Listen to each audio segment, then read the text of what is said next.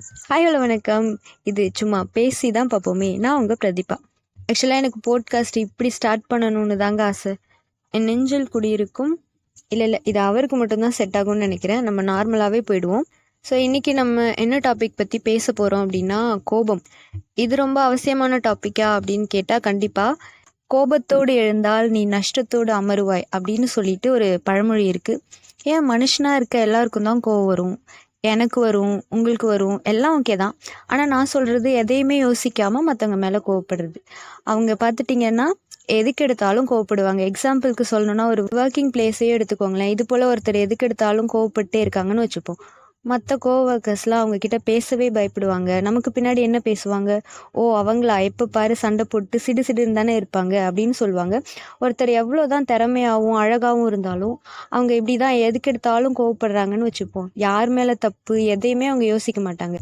அவங்க மேலே ஃபால்ட்டை வச்சுட்டே அவங்க என்ன பண்ணுவாங்கன்னா ஆப்போசிட்டில் இருக்க பர்சன் மேலே ரொம்ப கோவப்பட்டு கத்துவாங்க. ஒரு சாங் கூட இருக்குல்ல, உன் சைடுல ஃபால்ட்டை வச்சு நீ என்ன பார்த்து முறையிற. ஸோ பேசுறதெல்லாம் பேசிட்டு அதுக்கப்புறமா என்ன சொல்லுவாங்க, சாரி நான் ஏதோ கோவத்தில் பேசிட்டேன் அப்படின்னு சொல்லுவாங்க. இந்த மாதிரி நிறைய பேர் நான் ரியல் லைஃப்லையுமே பார்த்துருக்கேன். மேபி உங்கள் லைஃப்லேயுமே கூட இருக்கலாம். அப்புறம் ரொம்ப நேரம் கழித்து சாரி ஏதோ கோவத்தில் பேசிட்டேன் அப்படின்னு சொல்லுவாங்க. சொல்கிறதெல்லாம் சொல்லிட்டு ஏதோ கோவத்தில் சொல்லிட்டேன், கோவத்தில் அந்த வார்த்தை வந்துருச்சு அப்படியெல்லாம் சொல்லுவாங்க. ஆனால் நம்ம திருவள்ளுவரே என்ன சொல்லியிருக்காங்க, தீயினால் சுட்ட புண் உள்ளாரும் மாறாதே நாவினால் சுட்ட வடு அப்படின்னு சொல்லியிருக்காங்கல்ல. ஸோ அதெல்லாம் அவங்க சொன்ன விஷயம் மேக்சிமம் அது வெறும் வார்த்தைகள் தான். நம்ம வெறும் வார்த்தைகள்னு நம்ம சொல்லிட முடியாது. ஏன்னா அந்த பர்சன் நம்ம கூட தான் இருப்பாங்க, நம்ம கூட ஃப்ரெண்டாக இருப்பாங்க. அது யாராக வேணா இருக்கலாம், ஈவன் ஆர் ஃபேமிலி மெம்பர்ஸ் எல்லாருமே ஓகே தான். பட் அவங்க எப்போ ஒரு காலத்தில் சொன்ன அந்த வார்த்தை மட்டும் நம்மளால் மறக்கவே முடியாது. இப்போ நினச்சி பார்த்தாலும் அது நம்மளை இன்னுமே அந்த வார்த்தை ஹர்ட் பண்ணுற மாதிரி தான் இருக்கும். ஸோ அதுக்காக தான் நான் சொல்கிறேன். அதே போல் இன்னொரு கேட்டகரியும் இருக்காங்க. நான் இப்படி தான், மை லைஃப் மை ரூல்ஸ் அப்படின்னு சொல்லுவாங்க. நான் இப்படி தான் இருப்பேன், எப்போவுமே கூட இருந்தால் இருங்க, அப்படி இல்லைன்னா போயிட்டே இருங்க அப்படின்னு சொல்லி ரியல் லைஃப்லன்னு நான் எதனால் இப்படி சொல்கிறேன் அப்படின்னா, நம்ம எக்ஸ்பீரியன்ஸ் பண்ண இந்த மாதிரி விஷயத்தை பற்றி தானே நம்ம டிஸ்கஸ் பண்ண முடியும். ஆனால் அவங்க அந்த கோவத்தெல்லாம் கண்ட்ரோல் பண்ணலாம் ட்ரை பண்ண மாட்டாங்க. ஸோ கோபம் அப்படின்ற விஷயம் பாஸ்ட்லேயும் சரி, ப்ரெசண்ட்லேயும் சரி, ஃப்யூச்சர்லேயும் சரி, எப்போ எடுத்துக்கிட்டாலும் அது நமக்கு கெட்டது மட்டும்தான் பண்ணும்.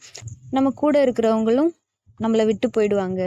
அப்படியே கூட இருந்தால் கூட கொஞ்சம் டிஸ்டன்ஸ் மெயின்டைன் பண்ணி தான் நம்ம கூட பழகுவாங்க, பேசுவாங்க. யோசிச்சு பார்த்தா நம்ம யார்கிட்ட தெரியுமா அதிகமாக கோவப்படுவோம்? நம்ம ஃப்ரெண்ட்ஸ், ஃபேமிலி, அதுக்கப்புறம் நம்ம வெல்விஷர்ஸ் கிட்ட தான் நம்ம கோவப்படுவோம். அவங்க எல்லாரும் நமக்கானவங்க தானே. ஸோ அந்த நமக்கானவங்களுக்காக நம்ம கோவத்தை கண்ட்ரோல் பண்ணுறதில்ல, கம்மி பண்ணுறதுல ஒன்றும் தப்பு இல்லையே. ஃபர்ஸ்ட் ரீசன் வச்சுட்டு கோவம் வரும். போக போக பார்த்தா எதுக்கு எடுத்தாலும் நம்ம கத்துவோம், எதுக்கு எடுத்தாலும் கோவப்படுவோம். ஒரு ஸ்டேஜில் எதுக்கு கோவப்படுறோன்னே தெரியாது. ஸோ அந்த மாதிரி ஸ்டேஜில் நீங்கள் இருக்கீங்க அப்படின்னு எப்படி கண்டுபிடிக்கிறது சொல்லுங்கள் பார்ப்போம். யாராவது நம்மக்கிட்ட ஏதோ கேட்குறாங்கன்னு வச்சுப்போம், அவங்கக்கிட்ட நம்ம கண்டபடி கோவப்பட்டு கத்துவோம். அவங்க பதிலுக்கு இப்படி சொல்லுவாங்க, நான் இப்போ என்ன கேட்டேன்னு நீ இப்படி கோவப்படுற அப்படின்னு சொல்லி. இந்த டயலாக் நீங்கள் கேட்டீங்க நிறைய பேர்கிட்ட அப்படின்னா, ஸோ அந்த ஸ்டேஜ்லேயே நம்ம என்ன செய்யணும்னா, நம்ம அந்த கோபத்தை கண்ட்ரோல் பண்ணிக்கணும். இது என்ன டிசீஸா ஸ்டேஜ்லாம் வச்சுட்டு சொல்கிறதுக்கு அப்படின்னு கேட்டால், ஆமாம், கொஞ்சம் மோசமான டிசீஸ் தான் இது. இந்த டிசீஸ் மற்றவங்க மனசை கஷ்டப்படுத்தும்.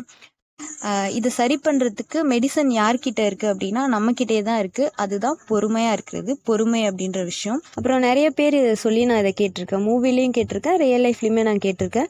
கோவம் இருக்கிற இடத்துல தான் குணம் இருக்கும் அப்படின்னு சொல்லுவாங்க. அது யாருக்கு பொருந்தும் அப்படின்னா, நியாயமாக கோவப்படுறாங்க தெரியுமா, அது அவங்களுக்கு மட்டும்தான் அதெல்லாம் கரெக்டாக இருக்கும். மற்றபடி எதுக்கு எடுத்தாலும் கோவப்பட்டுக்கிட்டு அந்த மாதிரிலாம் இருப்பாங்கல்ல, அவங்களும் இந்த டயலாக் இதை யூஸ் பண்ணிக்கிறாங்க. ஸோ அவங்க சைடில் இருக்க பொய்யான நியாயத்தை காமிக்கிறதுக்கு இதை மேக்ஸிமம் யூஸ் பண்ணுவாங்க. ஆக்சுவலாக இந்த கோவம் தப்பு தான். எல்லாமே இருப்பாங்க, ஃப்ரெண்ட்ஸ் சர்க்கிள்லேயும் அந்த மாதிரி இருப்பாங்க. மேபி ஒர்க்கிங் பிளேஸ்லேயா இருக்கட்டும், அந்த மாதிரி நம்மளை டாமினேட் பண்ணுறதுக்காக கத்துறது, அவங்க தப்பு மறைக்கிறதுக்காக நம்மக்கிட்ட கத்துறது. இந்த மாதிரி பீப்புளெலாம் எப்படி ஹேண்டில் பண்ணுறது? கண்டிப்பாக அது மாதிரி கொஞ்சம் கஷ்டம்தான். கோவம்ன்றது நம்ம உதட்டில் இருக்கலாமே தவிர நம்ம உள்ளத்தில் இருக்கக்கூடாது. ஸோ கோவமே படாமல் இருக்க முடியாது. ஸோ தேவையில்லாத விஷயத்துக்கெல்லாம் கோவப்படுறதெல்லாம் கண்ட்ரோல் பண்ணிக்கலாம் அப்படின்னு சொல்லிட்டு இன்னைக்கு நான் கோவமாக கிளம்புறேன். இல்லை நான் கோவமாக கிளம்புறேன். Thanks for listening.